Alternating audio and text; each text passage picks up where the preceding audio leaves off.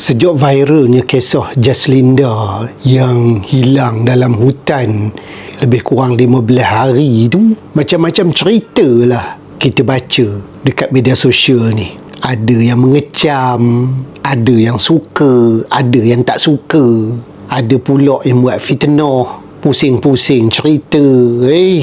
Tak tahulah teman. Tapi ada satu cerita kurang no pula demo ni nak upkan dekat media sosial ni. Cerita dalam beg ni ada peti. Kalau nak diikut kan cerita pasal peti ni pun menarik juga. Atau peti itulah yang menyebabkan dia survive katanya. Walaupun dia tak makan, hanya minum je, tapi dia sulam-sulamkan dengan peti tu menyebabkan dia ada tenaga. Jadi korang nak tahu tak, peti ni sebenarnya dia juga adalah sumber karbohidrat dan juga protein. Jangan tak tahu.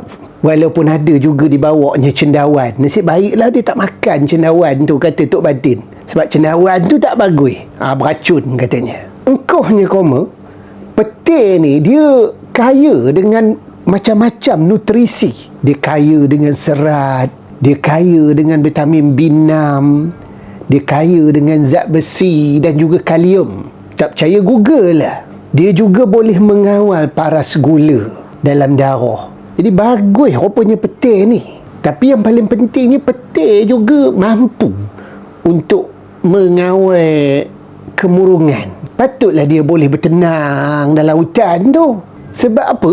Dalam peti tu dia ada bahan yang boleh merembeskan hormon seronok, hormon gembira ni, serotonin.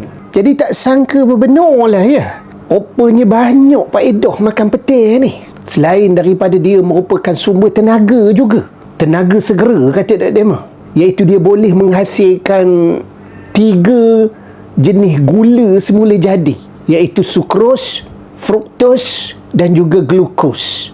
Dan dia melawahkan sistem penghadaman kita tu. Jadi itulah yang teman nak ceritakan pada korang. Rupanya banyak faedahnya makan peti ni. Dan kerana peti itu jugalah sebagai sebab kepada survival Jaslinda ni.